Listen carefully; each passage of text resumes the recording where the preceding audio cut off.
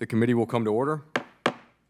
Without objection, the chair is authorized to declare recesses of the committee at any time. Welcome to today's hearing entitled Reauthorizing the Weather Act, Users of Weather Data and Areas for Improvement by Sector.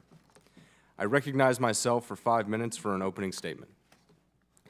I want to welcome everyone to this morning's hearing, Reauthorizing the Weather Act, Users of Weather Data and Areas for Improvement by Sector. This is the Environment Subcommittee's second hearing this Congress on reauthorizing the Weather Research and Forecasting Innovation Act of 2017, an important effort for the committee at large. Today's hearing continues our examination of U.S. weather policy and how best to update the crucial work started by the Weather Act 6 years ago. In March, we had the privilege of hearing from innovators from the commercial sector on the advancements they have made in collecting weather data. Today, we will hear from witnesses who utilize all of this raw weather data to inform the public about imminent storms, what the weather is going to be like days from now, and what conditions we can expect over the course of an entire season. So it's easy to see that weather data doesn't just help determine the day's clothing, it enhances our national economy by assisting long-term decision-making, and it helps protect lives and property. It should go without saying there are serious economic and humanitarian implications to not only being able to predict weather correctly or precisely, and we cannot afford to let the United States be in such position. From my conversations with farmers back home in Ohio, I know that seasonal weather predictions are vital to American agriculture. Without accurate predictions in this sector, seasonal planting and harvesting is put at major risk. As we will hear today, regional data isn't enough for subseasonal to seasonal forecasting. Accurate long-term prediction requires knowledge of weather patterns around the world, such as El Niño or La Niña. The purpose of today's hearing is to get an idea of how our witnesses will utilize both federal and private data to achieve these accurate predictions. And we'll hear how that data improves our short-term forecasting and our ability to protect the public from deadly weather events. Whether the data comes from NOAA, state services, or commercial providers, we must ensure that all tools at our disposal are used to make the public aware of extreme weather conditions. Just last week, the Atlantic hurricane season officially kicked off, with NOAA predicting 1 to 4 hurricanes will be classified as a major hurricane. And while this prediction is a near normal season, our goal every year should be to prepare the public in a way that no lives are lost as a result of these events. Though through innovation to improve the accuracy and timeliness of weather models, as well as public awareness, we can save lives and property.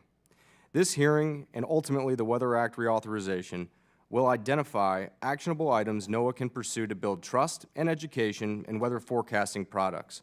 When an EF4 tornado, or a Category 3 hurricane is bearing down on the United States citizens, there should be no doubt on what the best course of action is. Additionally, by working together and increasing partnerships between NOAA and the commercial sector, the users of weather data will be better equipped to strengthen both short and long-term weather predictions, benefiting all Americans across all sectors. I want to thank all of our witnesses for being here. I look forward to each of your testimonies. I now recognize the ranking member, the gentlewoman from North Carolina, for an opening statement. Thank you, Chairman Miller, for convening this important hearing considering the many users of weather data. And thank you to our witnesses for joining us this morning to share your expertise.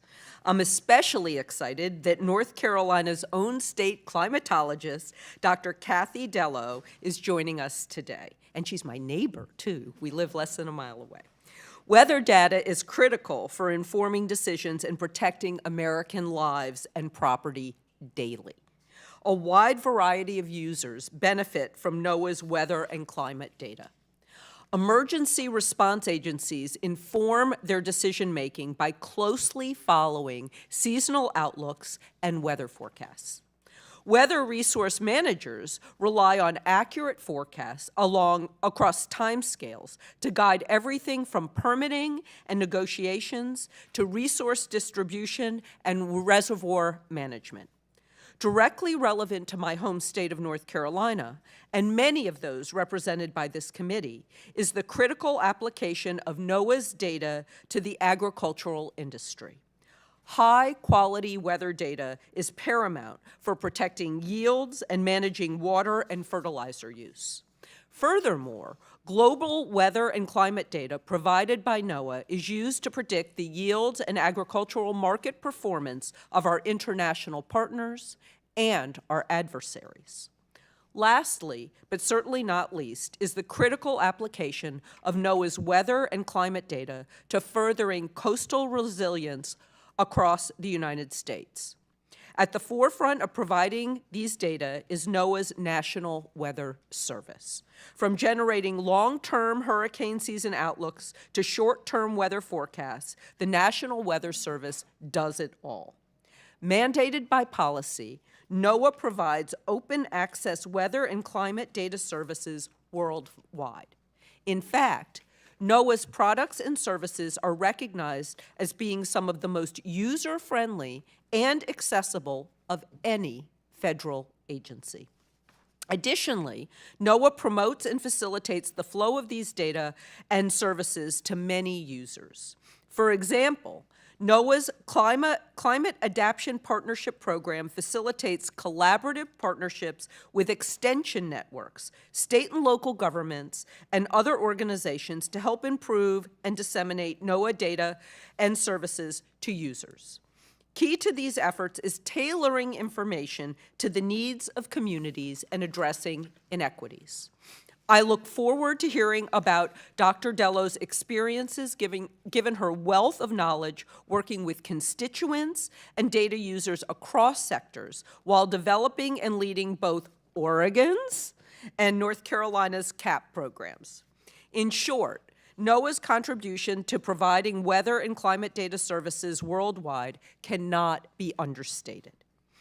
As each user tackles unique problems that vary in scope and application, it's critical that the vast needs of users of public data are considered. With worsening climate change and weather events looming, ensuring quality data is available to the many users is paramount to protecting the American people. I'm eager to hear from our witnesses today on their experiences using NOAA's climate and weather data and how Congress can support the improvement of its quality, quantity, and availability. Thank you, Mr. Chairman, and I yield back. Thank you, Ms. Ross. I now recognize the chairman of the committee, the gentleman from Oklahoma, for an opening statement. And I want to thank the gentleman from Ohio, Mr. Miller, for holding today's hearing. As a rancher in Tornado Alley, weather data is vital to me and all Oklahomans. While the Weather Act had an immediate positive effect, we still have work to do if we want to be the most accurate, trusted source of forecasting in the world. Since taking over as chairman of the committee, I prioritized reauthorizing the Weather Act, and this hearing is another step towards finalizing that bill. A critical component of the Weather Act reauthorization will be improving subseasonal and seasonal research and forecasting. This area of weather research is extremely important to farmers and ranchers whose livelihoods are subject to precipitation patterns. Better forecasting means better decisions on planting, managing crops, which translates into more food for America. I'm pleased to have an Oklahoma representative here to discuss our state's weather and climate services, including the Mesonet system. I take a lot of pride in the fact that this system is the gold standard in the country, and the committee looks forward to hearing more details about how the data is updated, processed, and communicated to the public. As we have seen through the years, the impacts of weather are far too important not to strive for the very best tools. Protecting life and property, helping first responders during extreme weather events, and ensuring farmers and ranchers have the best data are only a few of the reasons having the most accurate weather forecast is paramount. It's encouraging to see the progress that NOAA and the private sector have made to help each other since the Weather Act of 2017. And don't get me wrong, they are indeed helping each other. It goes both ways. But even as we sit here today, 6 years after the passage of the first Weather Act, I believe there's still much more we can do for NOAA to maximize the innovations our country has to offer. So as we look forward to reauthorize the Weather Act, I'll push to continue this growth and expand the options and resources NOAA has to improve their long-term weather models and forecasts. Today's hearing is important because it allows us to examine a wide range of sectors that utilize all different types of weather data. It's a diverse group of the weather community, but they share many of the same needs from NOAA. Their input will help us ensure the direction and the resources we provide to NOAA end up benefiting the most Americans as intended. I thank our witnesses for sharing their expertise with us today, and I look forward to a productive discussion. Thank you, and I yield back, Mr. Chairman. Thank you, Mr. Lucas. I now recognize the ranking member of the committee, the gentlewoman from California, for an opening statement. Well, thanks to you, Chairman Miller, and also to Ranking Member Ross for this second in a series of hearings on the National Weather Act. Of particular interest to my district in California, and especially the rural parts of my district, is the subseasonal to seasonal forecasting that enables communities, water resource managers, and farmers to plan ahead. As Ms. Jones notes in her testimony, the West is increasingly experiencing climate change-driven extremes. It seems like we go from historic drought to historic flooding, and both are taking a toll on our communities. We have to take aggressive steps to ameliorate climate change, but we also need to take steps to adapt to it. And that starts with having the data and the models required to understand how the changing climate is affecting weather patterns beyond the next few days. At stake are both lives and livelihoods, and I look forward to hearing the experts on this panel about that. Now, where agriculture is particularly important in my district, there isn't a sector of our economy that doesn't use the National Weather Service's data and data products. The National Weather Service is very well regarded, as the chairman has just said, and for good reason. However, that doesn't mean there isn't room for improvement, and in addition to learning more about subseasonal or seasonal forecasting, I'm interested in all the recommendations from this panel for improving the National Weather Service's data, models, and communication. Now, given the witnesses before us, all of whom are quite expert, this hearing is a very good opportunity to discuss federal climate change services and how they can be strengthened to support states, farmers, those who fish, business owners, infrastructure owners, city planners, and just plain individuals in preparing for a changing climate in the region they reside in. Even as climate change is accelerating beyond predictions of just a few years ago, we still have a long way to go to build a robust national climate service. While multiple agencies have a role in contributing to a national climate service in whatever form that may take, NOAA's role is certainly central. Fortunately, the Biden administration is making this a priority. They have released a federal framework and national action plan for climate services, and while I hope this committee holds hearings specifically on a national climate services in the coming months, today's hearing can also help inform us on how NOAA's current climate services are being utilized and about unmet needs for climate services across those sectors. Again, I want to thank the chairman and ranking member of the subcommittee, as well as the chairman of the committee for this hearing. I look forward to it, and I yield back. Thank you, Ms. Lofgren. Let me introduce our witnesses. Our first witness today is Mr. Gary McManus. He joined the Oklahoma Climatological Survey in May of 1999 and currently serves as the state climatologist for Oklahoma. Gary is editor-in-chief of Oklahoma's monthly climate summaries and has done extensive research cataloging Oklahoma's weather hazards. Our second witness is Ms. Janine Jones. She is the Interstate Resources Manager for the California Department of Water Resources. She is a member and past chair of the Western States Water Council, whom she is representing today. She is a designee on the Colorado River Board of California and a registered civil engineer in California and Nevada. She has more than 40 years of experience in water resources management with extensive background in drought preparedness and response. Our third witness is Mr. Eric Snodgrass.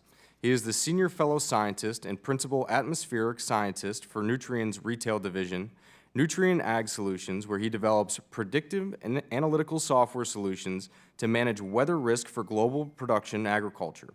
He is the co-founder of Global Weather and Climate Logistic, LLC, and Agribol, Inc., which were both acquired by Nutrien Ag Solutions in 2018.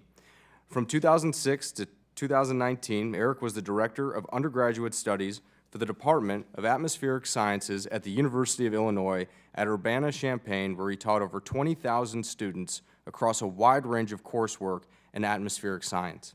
I now recognize the ranking member of the Environment Subcommittee, the gentlewoman from North Carolina, for the introduction of our final witness. Thank you, Chairman Miller, and it's my honor today to introduce one of my constituents, Dr. Kathy Dello. Dr. Dello is North Carolina's own director and state climatologist at the North Carolina State Climate Office at North Carolina State University. Go Pack. She is also the co-director of NOAA Carolina's Climate Adaptation Partnership Program. Prior to coming to North Carolina, she was the associate director of the Oregon Climate Change Research Institute and deputy director of the Oregon Climate Service for nearly 10 years. Dr. Dello earned her PhD in environmental sciences from Oregon State University, a master's in geography and a bachelor's in atmospheric science, both from the State University of New York at Albany. Throughout her career, Dr. Dello has been a champion in fighting against climate change, specifically in the areas of climate resilience, planning, and impacts assessment. Not only does she contribute to research and large-scale climate assessment reports, such as the 5th National Climate Assessment, she is also actively involved in efforts to make science relevant to the broader public. A proficient science communicator, she often works with local, state, and national media, state government, NGOs, and climate organizations. Oftentimes, scientific knowledge is lost in translation, and important information goes unused by those who need it most. Bridging the gap between science and the public is critical for ensuring Americans are well-informed and equipped to tackle the challenges of climate change and extreme weather events. That's why scientists like Dr. Dello, who are bridging these gaps, are so important for our communities. Given her expertise as in climate science and passion for making science accessible and informative for a vast array of constituents, I'm eager to hear from her today. Please join me in welcoming Dr. Dello, and I yield back. Thank you, Ms. Ross. Welcome to all the witnesses, and thank you for being here today. It truly is an honor. I now recognize Mr. Gary McManus for 5 minutes to present his testimony.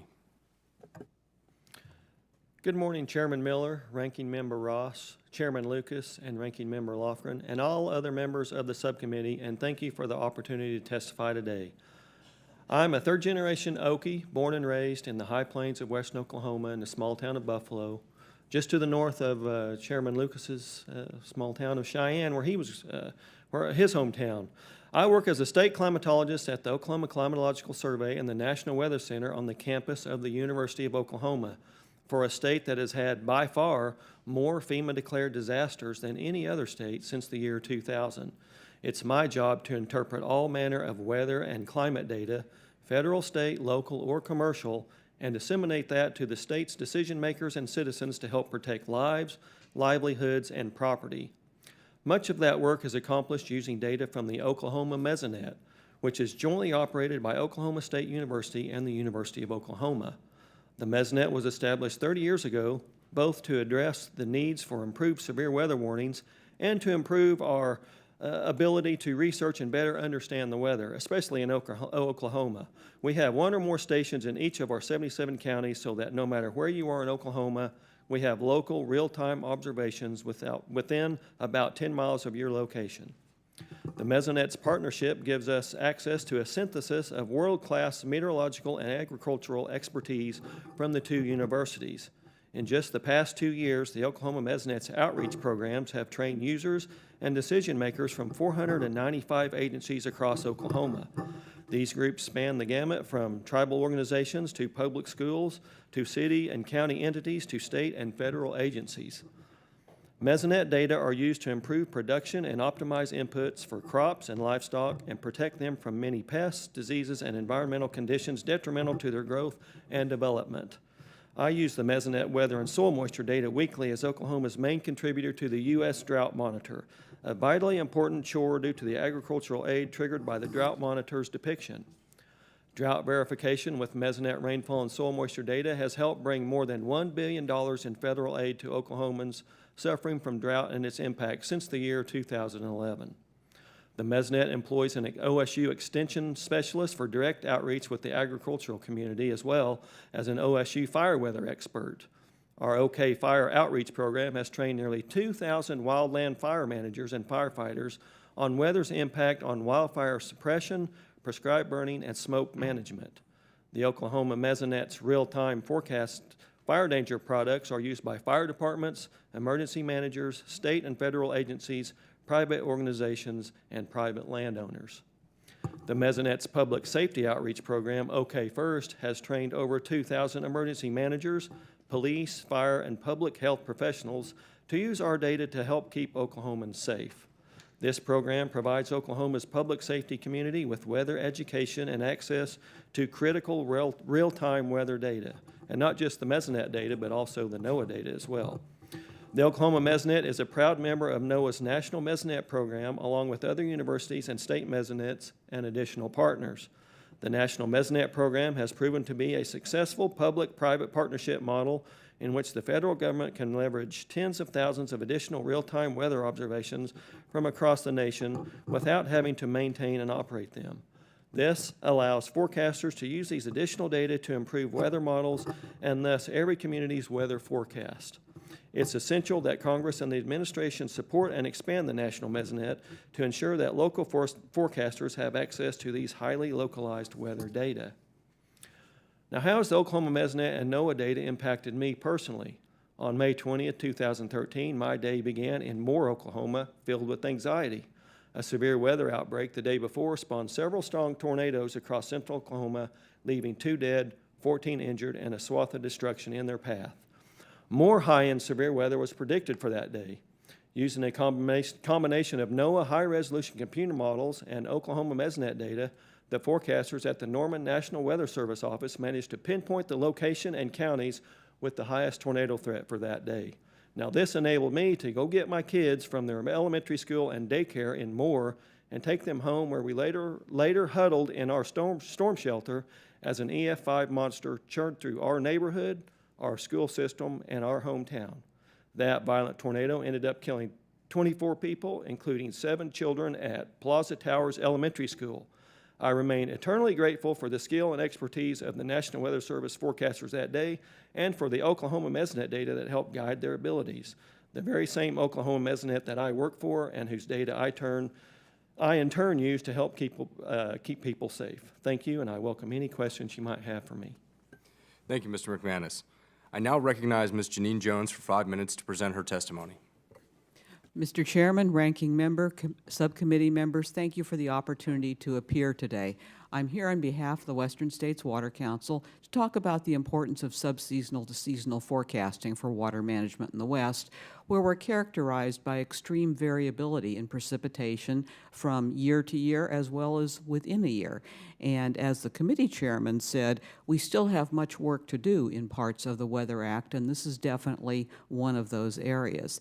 Now, from a water management perspective, lead time is very important for us because most of our critical water management decisions aren't made within the span of a 7 to 10 day weather forecast. They're made at much longer lead times, and frankly, the most important, most costly, and some of the most significant decisions are made at lead times of many months. So this is an area that is very important for improving our efficiency in water management, and especially for responding to extremes of droughts and floods, which we have seen all too much of in the West recently.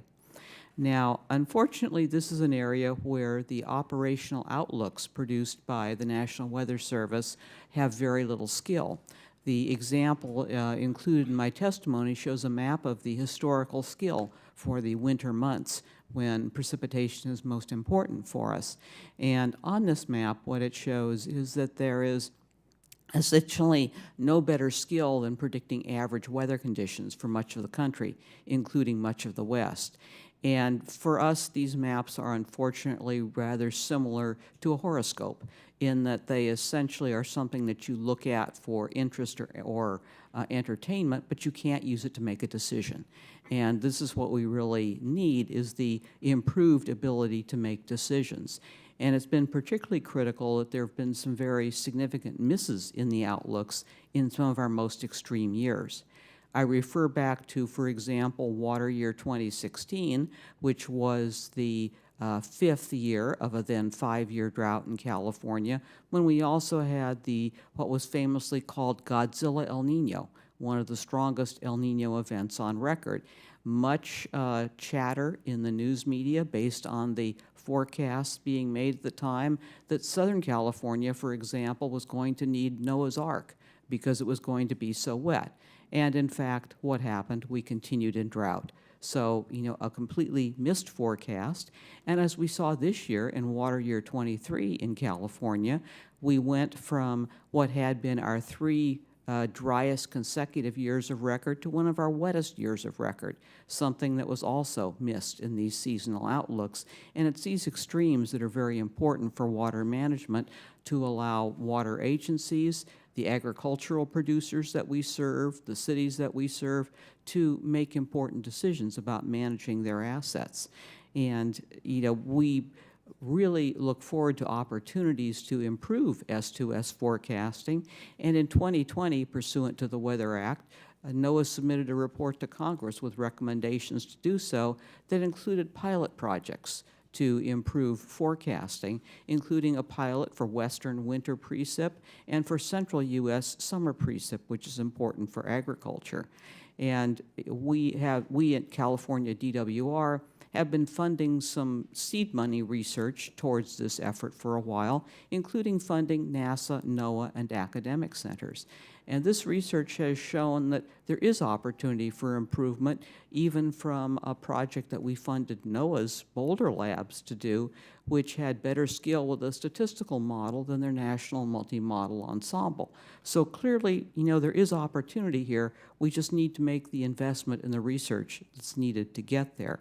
So we very much encourage the subcommittee and the full committee to consider including NOAA's recommended pilot projects in Weather Act reauthorization. This is very important to have something that says, well, here's a pilot project that if you do this with these metrics to improve operational forecasts, we really could have some success here, which will help us as water managers better manage our resources, and it also contributes to climate change adaptation because this is a necessary tool for that. So with that, I would wrap up. Thank the committee for the opportunity to speak today. Thank you, Ms. Jones. I now recognize Mr. Eric Snodgrass for 5 minutes to present his testimony. Chairman Lucas, Ranking Member Lofgren, Chairman Miller, Ranking Member Ross, and members of the subcommittee, thank you for the opportunity to testify today and speak on the use of weather data in agriculture. My name is Eric Snodgrass, and I am the Senior Science Fellow and Principal Atmospheric Scientist at Nutrien, the world's largest provider of crop inputs and services. As a global agricultural retailer, our aim is to provide everything the farmer needs at the farm level through our over 1,200 retail locations worldwide, or nationwide. My role in this industry is to provide accurate and timely weather forecast information, which is critically important to every decision our grower customers make. At present, my forecasts are delivered to over 25,000 farmers daily. I maintain an ag weather website with 4 terabytes of traffic each month and speak at over 120 conferences and grower meetings each year on weather risk in production agriculture.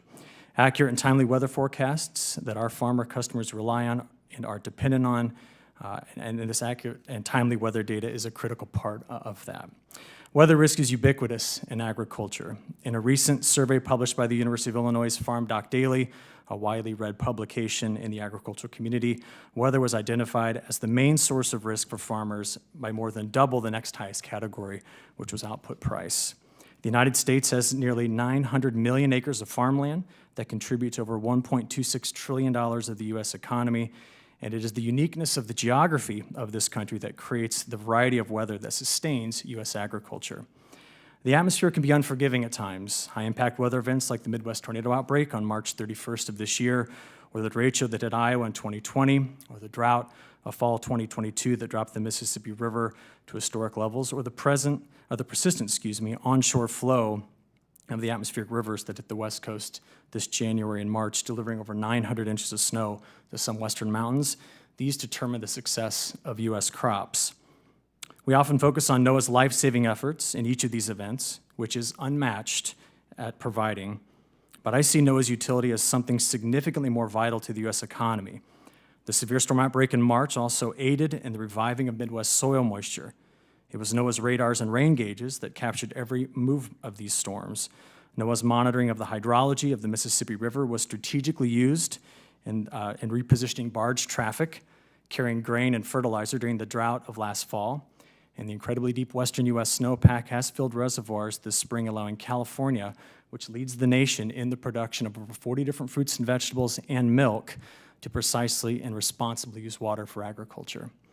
I prepared a list of all of the resources from NOAA that my team at Nutrien uses daily to provide weather insights to our grower customers, and that list has over 30 products. These data and analyses are compulsively consumed by the agricultural community. Nearly every decision a grower makes is about the future success of their crop and the future success of their business. Weather is uncontrollable, but it is observable and predictable and at certain timescales, and our grower customers consume NOAA's products as a part of every on-farm decision. An average Midwest corn and soybean farmer averages $800 per acre in expenses, resulting in $1 to $1.5 million of annual cash flow through their farm. Weather impacts everything from crop type to ideal planting windows to optimal fertilizer application to how vegetative and reproductive crop stages will impact yield, how the market reacts, and how insurance premiums are set, just to name a few examples. Agriculture is pushing the limits of atmospheric sciences by increasing the demand for subseasonal to seasonal forecasting. Successful farming requires accurate and skillful long-term planning, and long-range weather forecasts provided by NOAA are essential to crop planning and marketing. Just as valuable are NOAA's incredibly rich historical weather and climate records. Farmers study and examine historical weather records and climate data to understand climatic shifts that could impact their farming decisions. These same data are used to compile sustainability metrics, of which are of high demand in food production in the United States. I want to conclude by thanking the subcommittee for inviting me here today to share with you the importance of weather data in agriculture. In summary, the United States is a global powerhouse in agricultural productivity, and we are an integral part to the food security of this nation and to the world. NOAA's data and forecasting are mission critical to the success of U.S. agriculture.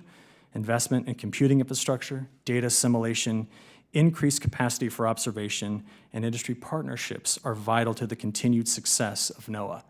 So thank you, and I look forward to questions.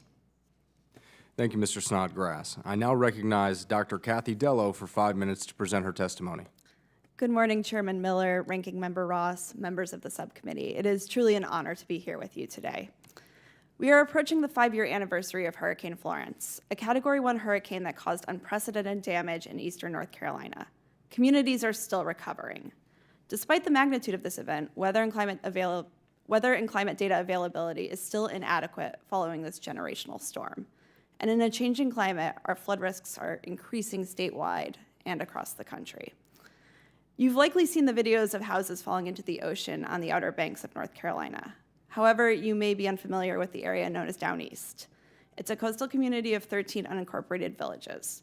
The population living in this community is aging, and most of these families have lived in Down East for generations.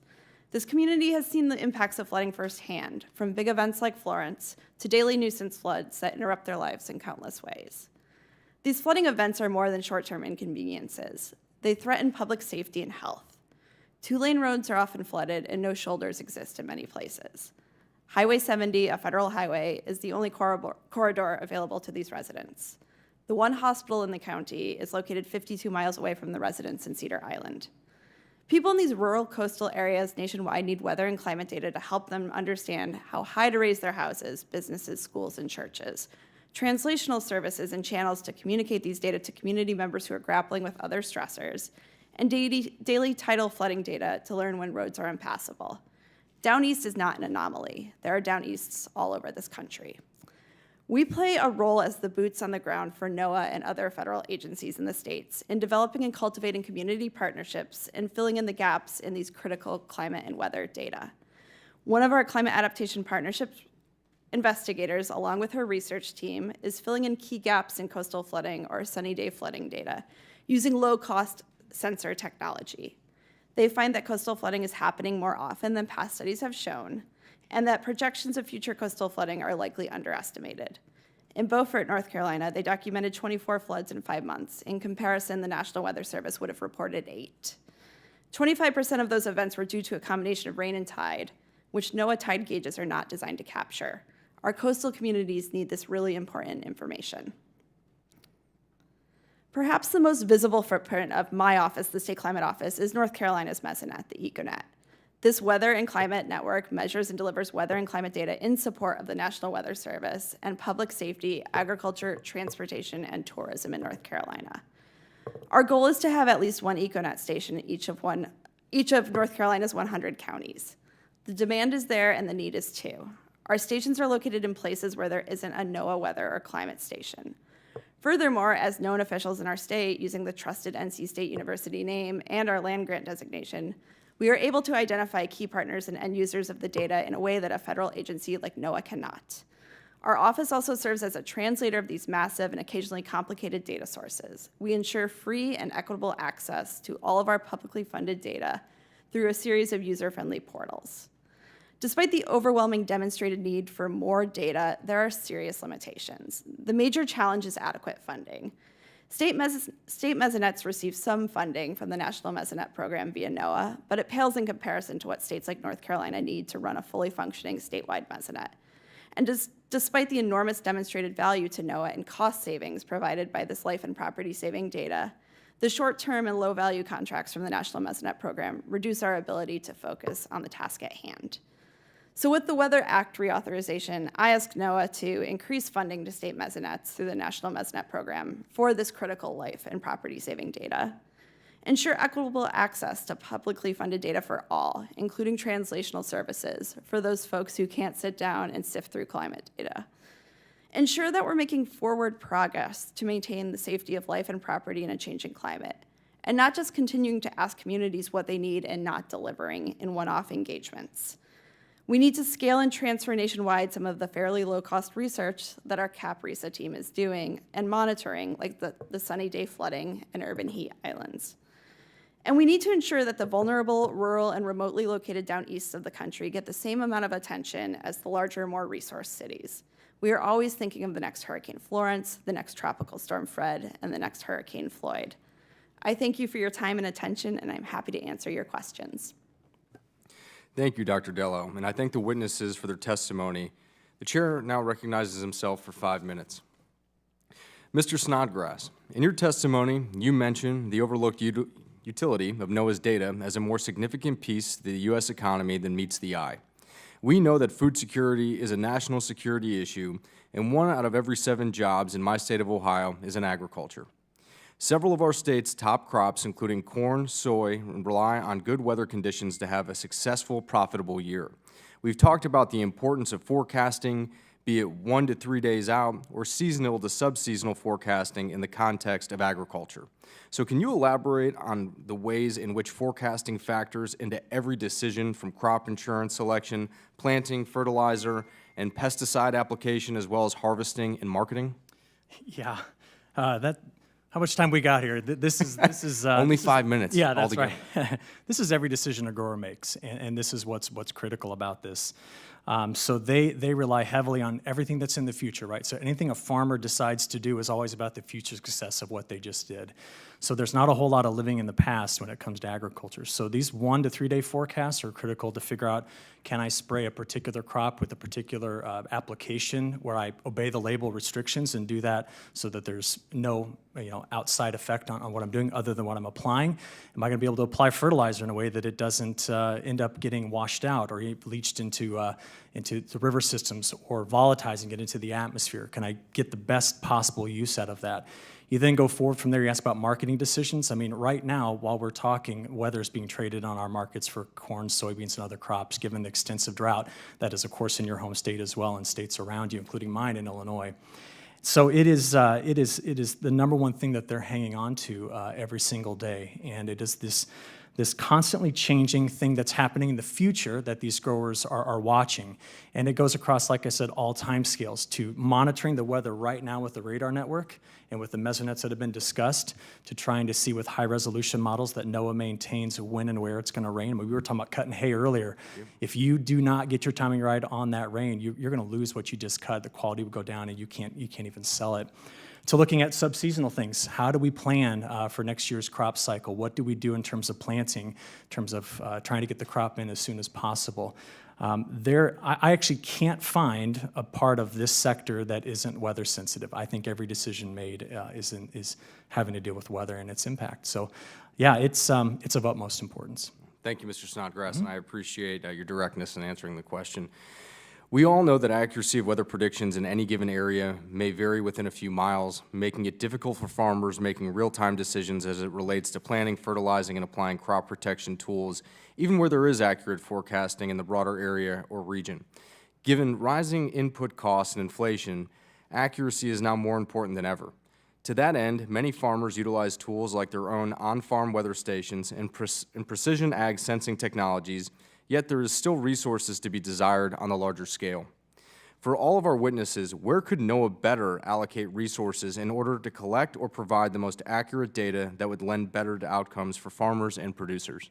And this is a question for any one of you who'd like to answer.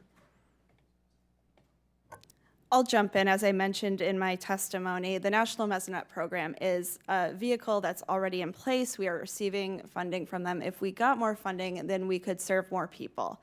So there is not a week that goes by that we don't get a call in our office from a farmer, from a producer who wants an EcoNet station of their own. And we just can't promise it with the amount of funding that we get right now. I'd also like to jump in on the National Mesonet Program. While Oklahoma has a robust and the so-called gold standard for mesonets, we are impacted by the lack of mesonet coverage in other states in our border areas. So if you're in the southern region of Oklahoma along the Red River, there's not a northern Texas mesonet. So those counties and on our southern border are not allowed to have the same type of coverage in the central part of the state that has mesonet coverage. So weather traveling north from Texas is not covered for those folks. So, you know, not only for those mesonets that exist, but further funding to establish mesonets in states that don't have the more robust coverages. And if I could chime in as well, in California, we've partnered with NOAA in the funding and installation of atmospheric river observatories to capture these very large, important winter storms that cause flooding. And we've been making great progress, even using hurricane hunter flights to go out and improve the forecasts of these. But getting the locations of these storms right is very important. Thank you, Ms. Jones, and I'm sorry, Mr. Snodgrass, I'm out of time. I yield back. But I now recognize Ranking Member Ross, 5 minutes of questions. Thank you, Mr. Chairman.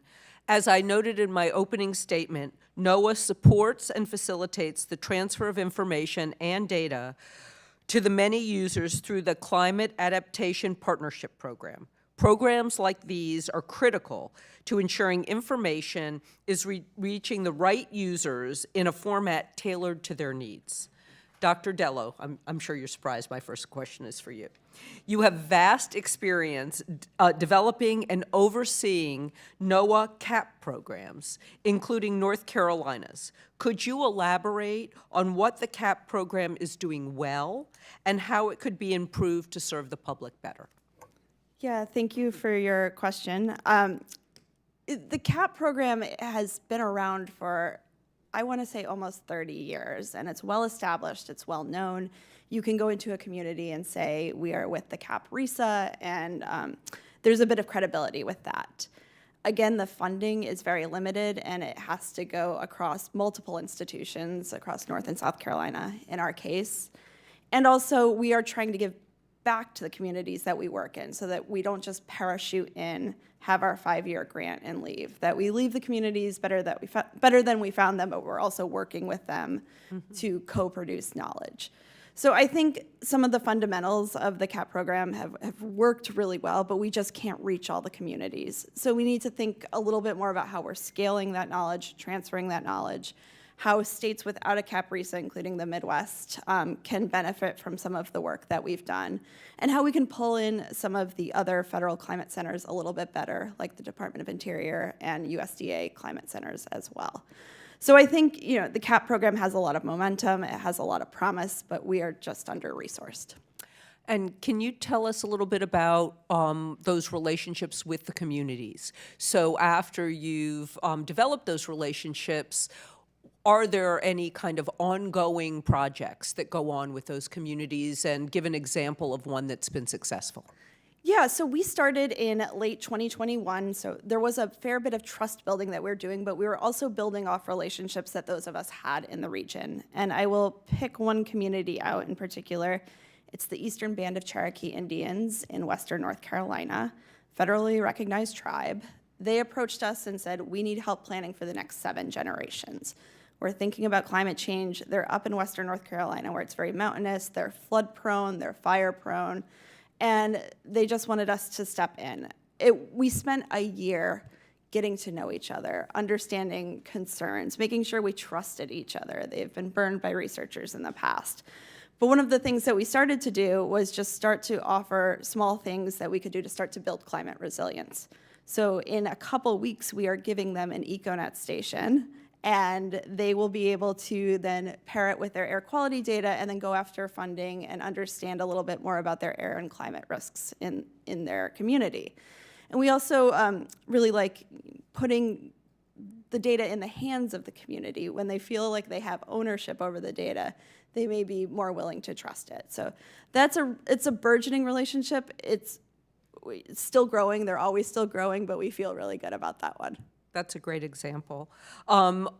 Just one final question for you, and also for Mr. McManus, if we have time for both of you. As state climatologists, I'm sure you're familiar with long-term considerations in the context of planning for extreme weather events and climate change.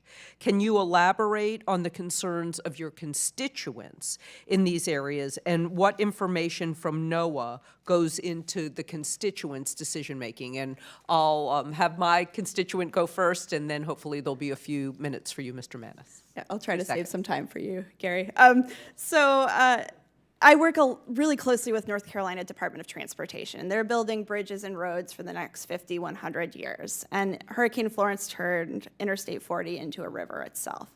So they're thinking about what routes need to be prioritized. They're calling them resilient routes to preserve public safety and infrastructure. And they want to know, how high should these bridges be? Should we build up the road? Should we have wider shoulders? Should we have deeper culverts? So working with them to provide current and future data about some of the flooding risk. Thank you. Mr. McManus. Very quickly, coming from the calamitous weather capital of the United States, we're interested in all changes to that hazardous weather in the next few decades, especially agriculture, which we hear a lot about, and we reference or leverage our NOAA partners for that type of information very heavily and provide that. Thank you, Mr. Chairman, and I yield back. Thank you, Ms. Ross. I now recognize the chairman of the full committee, Mr. Lucas from Oklahoma. Thank you, Mr. Chairman. As we heard from Mr. McManus's testimony, the Oklahoma Mesonet is a tremendous resource to the state. However, we are not the only state that boasts this capacity, as North Carolina is another leader within the National Mesonet program. And I'm sure both Mr. McManus and Dr. Dello would share my personal disappointments to see that NOAA's proposed funding decrease for the National Mesonet in 2024, just to be upfront about it. And my next question kind of goes back to Gary, your earlier comments. Although most of the National Mesonet data is just sent over an integrated system, state systems, some of it's collected by NOAA and its partners. So I put this question to both you and Dr. Dello to expand on what you've previously said. Could you talk more about how you use the National Mesonet program and what it offers to states that systems that states simply cannot provide. And note for the record, when Gary talks about the adjoining states, literally the states that Oklahoma joins takes us all the way to the west state line of New Mexico, the north state line of Colorado, the Mississippi River on the east side of Missouri, literally to the Mississippi and Arkansas, the international border with Mexico. So this issue about adjoining systems really matters, doesn't it, Gary? Yes, indeed it does. And of course, when we talk about the National Mesonet Program, I know that it's very important for our National Weather Service forecasters in the state of Oklahoma to be able to see those mesonet stations and the data beyond our geopolitical boundaries, because the weather, especially severe weather, knows no geopolitical boundaries. So they do have that information at their disposal. Now, when I talk to Oklahoma emergency managers and public safety officials, they don't have that national mesonet data at their disposal. They want that they want something from the National Weather Service or from NOAA that will allow them to see that broader range of the national mesonet data so that they can use that in their ability to keep their people safe.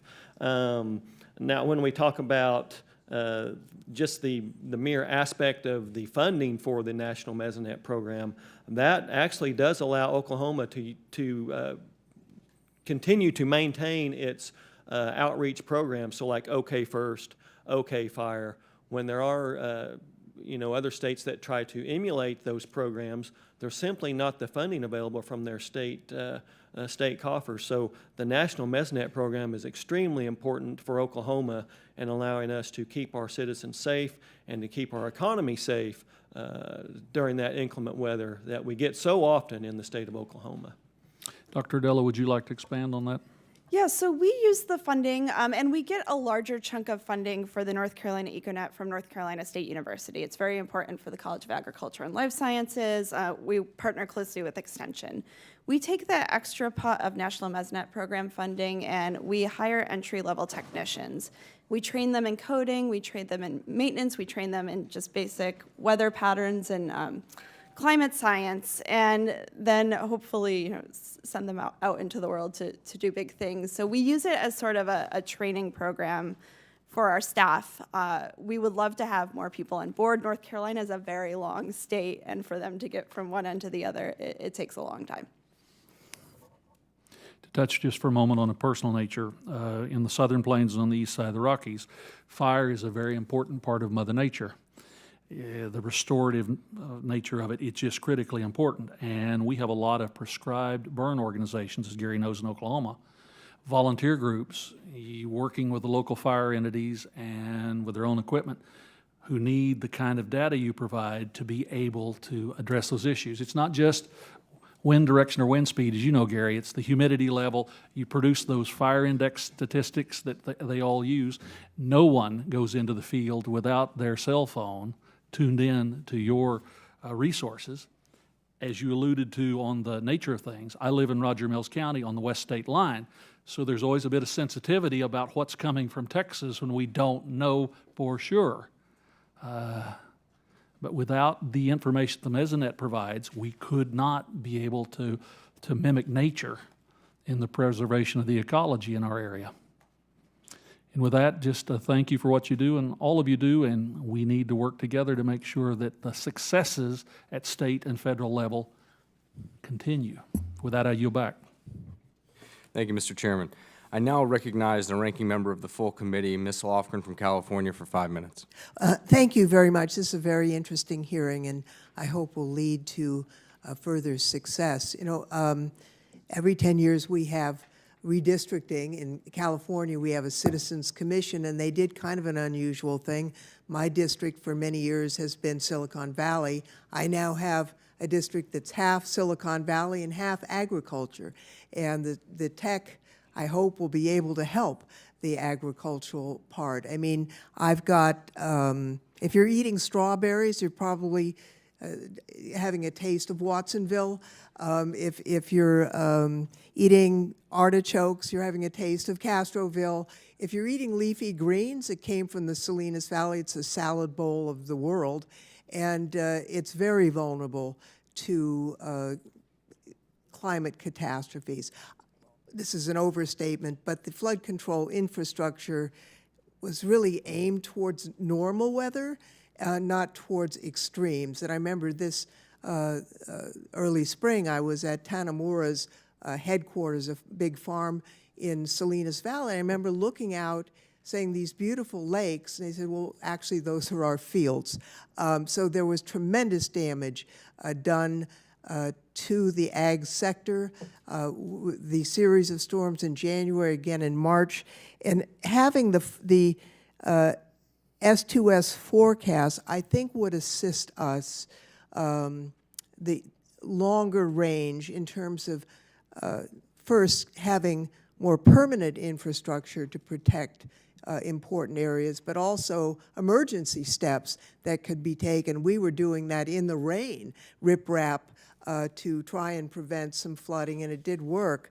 So I'm interested, Ms. Jones, on the pilot project that you discussed. Obviously, NOAA does great work, but we want to do more. Could you give me the details of what's envisioned by that pilot project and what we might see from it? So one of the difficulties with improving S2S forecasting is that there's really been so little research in the subject. So this is an area that very much needs the research. And as 2 National Academy of Sciences reports have pointed out, as well as NOAA's own report, it isn't just one silver bullet that is the answer. It's a little bit of everything: improving the models, data assimilation, high-performance computing capacity, targeted research to improve forecasts. And by doing all of these things, we can make progress. And this includes fairly simple things like some of the research that we funded in California, just pointing out if we can do much better than NOAA's NNME with a simple statistical forecast, this shows us how much we need to improve. One of the areas that clearly needs to be improved is that NOAA's existing outlooks rely very heavily on El Niño Southern Oscillation, or ENSO conditions, but we now know that for much of the West, including California and the upper Colorado River Basin, that's only a really small piece of actually what happens. So it's figuring out what other things besides ENSO are contributing to these factors that would improve forecasting not just for California, but also for the rest of the nation as well, because if you fix models for one part of the country, you help out others as well. What are the other pieces other than El Nino? Well, it could be things like the Madden-Julian oscillation, for example, at the subseasonal time scale, tropical convection that occurs well to the west of us, then propagates in our direction, that really influences things at a short time period. And improving these subseasonal forecasts would be really helpful for forecast-informed reservoir operations, or FIRO. And we are now doing 3 FIRO pilot projects in California that demonstrate significant potential for improving the efficiency of reservoir operations. That's very helpful. Thank you so much to each one of you for your excellent and informative testimony, and I yield back. Thank you, Ranking Member Lofgren. I now recognize Mr. Posey out of Florida for 5 minutes. Thank you very much, Mr. Chairman. I learned a lot already this hearing. I always thought that all the weather folks were much better connected. I really did. I just thought it was a system that worked well, and unfortunately, I'm kind of sad to hear it's more like Congress, and you all represent different areas of the country and have different views, and on the Space Coast, obviously, we need up-to-date, timely weather information for our launch schedules, or we're in deep yogurt. So just wonder if each of you could speak to the relationship that you have with NOAA to receive the information that you need on a timely basis. Just kind of encapsulate it. You've all touched on it a little bit already. You bet, and thanks, Congressman Posey. It's great to recognize an accent finally that I can get in line with. We get our all the data and the information from NOAA, and it's really our job to translate and disseminate that information. So whether it's the subseasonal or seasonal forecasts, whether it's outlooks or anything of that nature that we get from NOAA. We then take and we try and translate that for the decision makers and the citizens of the state of Oklahoma. You know, it's important that we not only translate that data, but prevent bad translations. So in some ways, it's a preemptive strike, because when you're talking about, let's say, the subseasonal outlooks, just the June outlook that just came out, those will get very badly misinterpreted by those in parts of the weather community. So if I translate those to the best of my ability from working with those NOAA partners, then I can possibly prevent that from getting too far out of bounds to our users. At the North Carolina State Climate Office, we're co-located with the National Weather Service in Raleigh, and that's a really great model. They send their climate questions downstairs, we send our weather forecast questions upstairs. And we're able to work together to understand where we need new mesonet stations, where some data are missing, where we can fill some gaps. We're also, we work closely with the National Center for Environmental Information in Asheville, North Carolina. We use a lot of their data to contextualize what we're doing out in communities. We have, I would say, a really strong NOAA alignment in North Carolina. Sometimes it can get jumbled across NOAA line offices. We'll be hearing from the Weather Service, and we'll be hearing from the Office of Atmospheric Research, and it sometimes doesn't seem like they're talking. Mr. Snodgrass? Yeah. I would kind of consider myself a super user of NOAA's data. About every day I pull down roughly 4 terabytes of their information and process it to build applications that allow the U.S. grower to understand weather risk. And I'll just say this, because I also work in other parts of the world, including Australia, Europe, South America. NOAA's data dissemination comparatively is second to none. That doesn't mean there isn't improvement, but the availability of data sets that come in all varieties of formats that we are used to in software development, plus APIs, that's a major step up from some other places. But as you all know, getting raw data requires, as was mentioned here, interpretation and understanding, and that's where our role is vital in the partnership with NOAA to make sure that information's out there in a timely and accurate way that's interpretable. So it's a big task, but NOAA does a good job at it. Ms. Jones? So we have a great relationship with NOAA at the weather timescale. One of NOAA's 13 river forecast centers, the California Nevada River Forecast Center, is co-located with our office at the Department of Water Resources, and we work very closely with them.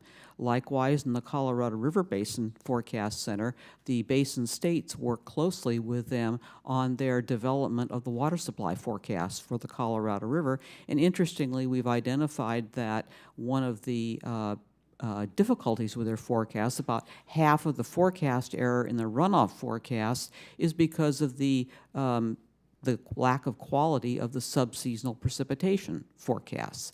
So we have a long working relationship with NOAA at the weather time scale, and at the subseasonal to seasonal time scale, we've funded research work with NOAA to improve that, and I particularly want to call out our partnership with the Earth Systems Research Lab in Boulder. Thank you, Mr. Chairman. I see my time is about to expire, and I yield back. Thank you, Mr. Posey. I now recognize Ms. Bonamici from Oregon for 5 minutes of questions. Thank you, Mr. Chairman. Thank you to the witnesses for your testimony. It's been fascinating to listen to, because back in the 115th Congress, and for some time even before that, I worked with now Chairman Lucas and colleagues on the Bipartisan Weather Research and Forecasting Innovation Act, and hearing some of the challenges is exactly what we were intending to address. Acknowledge the progress made and the need to do more. You know, we really wanted to strengthen the capabilities and the communication. So reauthorization is necessary to, again, sustain and build upon the achievements that we made and the advancements. Actually, one of my first bills as a member of Congress, I represent the North Coast, as Dr. Dello knows, in Oregon, the Pacific Northwest Coast. And one of my first bills was to reauthorize the tsunami warning program, which expires this year, and so I'm hopeful we can work on that, because it really does play a critical role in saving lives, minimizing property damage, fostering community resilience by offering early warnings and enhancing public safety. So Dr. Dello, you mentioned the important role that state climate offices play. Thank you for all you did for Oregon and all you're doing for North Carolina. in translating climate information into useful and usable knowledge and bridging the gap between scientists and decision makers and community members. So I know you appreciate the risk of tsunami. If we have the Cascadia subduction zone off our coast. So from your perspective, how important are warning systems, like the tsunami warning system, and how do these systems enhance your ability to respond to potential weather-related hazards and safeguard the well-being of those at risk from tsunami or severe weather events? Yeah, thank you for your question. Oregon will always have a deep place in my heart. So yes, they're so critical. Anytime I would go to the Oregon coast, I would see the signs, I would look for safe places, I would think about where my exits would be. And I think just those small bits of communication and outreach that people are doing on the Oregon coast are very effective. And we need those warning systems so that people can then actually use them. You But don't have a lot of time to outrun a tsunami, maybe 15 minutes No, yeah. for a nearshore tsunami. And I'm going to also point to another event in your region, the Pacific Northwest Heat Dome, 116 degrees in Portland, Oregon. I remember sitting there looking at my iPhone and seeing the forecast and saying, this is impossible. It's impossible. And it verified. And this was something that we weren't expecting to happen in Oregon in 2021. And there's limited data in a lot of the areas in Oregon. Oregon doesn't have a mesonet. There's not constant urban heat monitoring in places like Portland that lack shade. So having a heat warning system for the Pacific Northwest, which I never thought I'd be sitting in Congress talking about, is crucial too. You anticipated my next question, Dr. Delta, because you mentioned, in 2021, you were one of the lead organizations on the NOAA National Integrated Heat Health Information Systems Urban Heat Mapping Campaign. Boy, that's long. But of course, NIHIS, the program we need to formalize this and its efforts and require NIHIS advanced research on extreme heat, environmental justice and equity. And there was someone from Portland State, a Portland State University professor who was doing some of that work, and it was actually in parts of Portland even hotter, up in the 120s. Which is really dangerous. So how do partnerships like this bolster the climate assessment program's capacity to reach a broader constituency, promote awareness and informed decision-making? And could the Weather Act reauthorization help increase partnerships like NIHIS urban heat mapping campaigns to increase the likelihood that resources are actually going to be used to address community-specific demands? So we did the mapping campaign in Raleigh and Durham in 2021, and both Durham County and the city of Raleigh have taken that and implemented policy off of it. And because they were involved, because community members were involved, they are a little bit more likely to trust the data. They help generate it, they see their communities, and they see the disparities across Durham, which was redlined, and Raleigh that wasn't. And I think they are really good programs for generating buzz, getting one-time maps, but we need constant monitoring of urban heat. We just can't sustain urban heat monitoring on the backs of 150 volunteers that I bought donuts for who showed up at 6 a.m. and drove their cars around that day. So I think one of the things that we're doing with the North Carolina Mesonet is that we have black globe thermometers, which help us calculate heat stress. So expanding those across the country's Mesonet system would be really crucial and a first step. Thank you. I appreciate that. And I'm out of time, but I'll submit this for the record, want to ask about the extreme weather events and emergency response agencies and first responders. So I'll submit this to the record because I'd like to hear from all of you about how you've worked in emergency response context. And but I'm out of time. I yield back. Thank you, Mr. Chairman. Thank you, Ms. Bonamici. I now recognize Mr. Garcia for California for 5 minutes of questions. Thank you, Mr. Chairman. Thanks for letting me join the subcommittee here. Very important discussion. Thanks to our witnesses for the testimony. I come from California, Southern California, North LA County, and we would be the benefactors of this technology being fully realized, the forecasting models being tightened up. Obviously, I would submit, and Ms. Jones, you can probably either validate this or not, but I would submit that in California specifically, it's not that we don't get enough rain over a certain period of time, maybe a 10 to 12-year paradigm, and it's not even necessarily that we don't have enough capacity. It's that we don't necessarily have the information needed to make timely decisions around the water management itself, how we're moving water from one storage facility to the next, and even implementing drought sort of provisions on residents and farmers throughout the state. Can you walk me through, I know Ms. Lofgren asked about this pilot project that you guys are working, but can you walk me through sort of what the end state sort of nominal vision is, the ebb and flow of droughts and then these atmospheric rivers, to be able to forecast those correctly, to be able to then compensate for them correctly during a drought, hold the water during the atmospheric rivers, be able to move water to areas for storage in anticipation of the next sort of drought period. But let's assume we've gotten all of the technology investments and the tools matured. From an operational perspective, what would that look like in California as far as water management after that? Well, so this water year would be a great example because we went into the wet season after having the 3 driest years of record, and all of a sudden we were handed very large amounts of precipitation in a very short time that frankly overwhelms the capacity of water infrastructure to manage. So while it's great we had a lot of water, all of our reservoirs are full, we can only store so much of it. We are then in a flood response mode, and as was mentioned in the Salinas Valley area, the Pajaro River, for example, experienced flooding challenges. But one of the big outcomes of this is how could we better improve groundwater recharge, because that's a very important part of our water budget in California. Is we don't have these big events very often, but when we do, we need to put as many molecules of that water underground as possible so we can use them again in a future dry year. And we've taken a number of steps this winter to try emergency and urgent groundwater recharge opportunities, including executive orders facilitating this, and we're even providing a service where we have secured a number of high-capacity, large rental pumps, and we are providing those to agencies that can put some of this water in places that aren't usually used for recharge, such as orchards or dormant fields. So if we can fine-tune and maximize that kind of capacity, that's a huge step in when we do get these occasional various bounteous years of setting that aside for the drier ones. Would you say that right now, from an infrastructure perspective, from a just volume of capacity, either in the groundwater storage facilities or in potential groves and farmlands, that we have enough capacity right now, or should we, while we are also investing in the technology, also be investing in the infrastructure to enhance and increase the capacity so that when we get to the drought periods, we can still meet the demands without telling farmers they can't water their, their almond trees, and without telling residents they can't water their lawns? They may get close to depleted, but we ultimately can still meet those demands. From a capacity perspective, are we as a state there yet, or do we need more?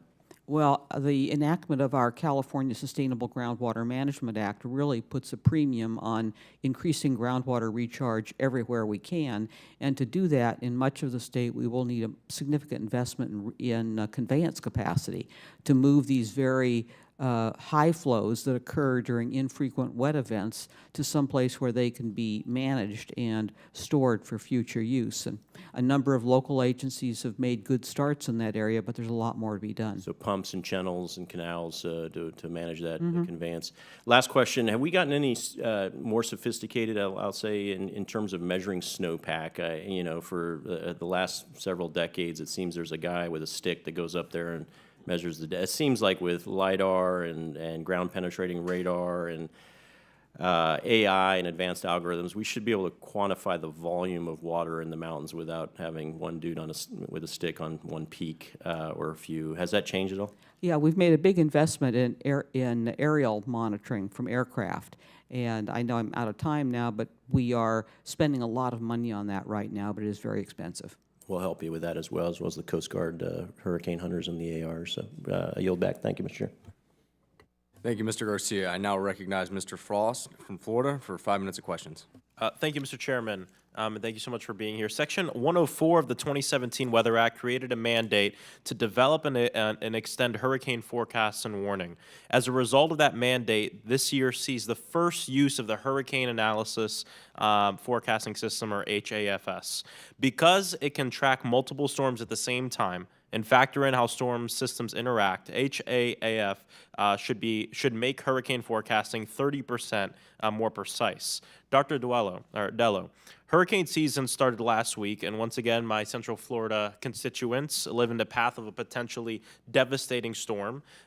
What will hurricane forecasting that is 30% more precise mean for my constituents? Yeah, so you and I know that it just takes one hurricane, but the amount of lead time that we have is crucial, especially for low-income people who may not be able to just pick up and leave their lives behind and have to make alternate plans to live in a place for a few weeks. So even getting 48, 72 hours on a forecast is crucial. And the National Hurricane Center does really, really good work, and they've improved so much in the past 20 years. But if we can even push it a little bit further, I think that will, help some of the most vulnerable among us. 100%. I mean, and hurricanes are not, news to Floridians. I mean, the hurricanes are devastating. I grew up, doing hurricane parties with my family, right? It's a very normal part of living in the state of Florida. But what matters is where and when it's going, right? Where it's going and when it's going to come. A recent example is Hurricane Ian. Until very late in its path, as we all know, it was supposed to hit the Tampa area, and it ended up hitting Southwest Florida, where it completely decimated Fort Myers Beach. And many people did not understand the danger they were in until it was too late. The purpose of Section 406 of the Weather Act is to create warnings that prevent the loss of life and property. Mr. McManus, not all people who can evacuate ahead of a storm do. And how can a renewed Weather Act help us get a better understanding of the social and behavioral factors that go into why some people might choose not to evacuate? Yes, thank you for the question. Of course, in Oklahoma, Okies are born and raised with weather warnings, weather watches of all manner. But those warnings are not always heeded by the public, as you said. So that's where the social sciences need to come in and better translate those warnings to where the public can understand those, but also take the proper heed when necessary. In Oklahoma, we still have people that think the tornado sirens are for people sitting in their houses watching TV or sleeping, when they're mainly for outdoors. So it's those kinds of challenges that need to be studied by the social sciences and elaborated on in the end. The end product would help save lives for the betterment of all the communities. Thank you. And Dr. Dello, I mean, from your work in North Carolina, we might experience the same storm in name, but we don't always experience the same storm in terms of impact. Not everybody has a smartphone or cable television with the up-to-date, up-to-minute warnings, or a car to make their escape in, or a neighborhood free of flooding. That happened in my district. The neighborhoods that were hit the hardest in terms of storm surge were poor neighborhoods, or not everyone has a landlord that keeps their apartment up to code. Disability advocates in Florida will also tell folks that they face numerous dangerous planning oversights when trying to plan an evacuation. Dr. Dello, through a renewed Weather Act, what additional steps can we take to improve last-minute, last-mile warnings and getting vulnerable populations to safety? Yeah, this is a great question. So obviously, warnings need to not just be in English, but also Spanish in many areas in this country. We need to ensure that we're not just relying on people having cell phones or broadband technology. There are places in North Carolina that are still on dial-up. And we have to work with community groups. They are on the ground, they know how to reach people, and it won't be one size fits all. What works in Florida may not work in North Carolina, but we're going to have to do this at the community level, using those trusted messengers to ensure that the people who are hit first and worst by climate change are safe. The vast majority of Floridians that died in Hurricane Ian were over 65 years old. And when you get into the details, it's heartbreaking, because a lot of them died from in very horrible ways. People deprived of oxygen because they lost power. People going without dialysis.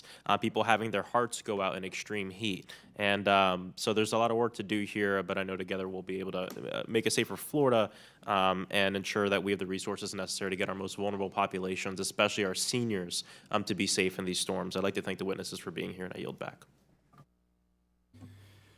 I thank the witnesses for their valuable testimony and the members for their questions. The record will remain open for 10 days for additional comments and written questions from members. This hearing is adjourned.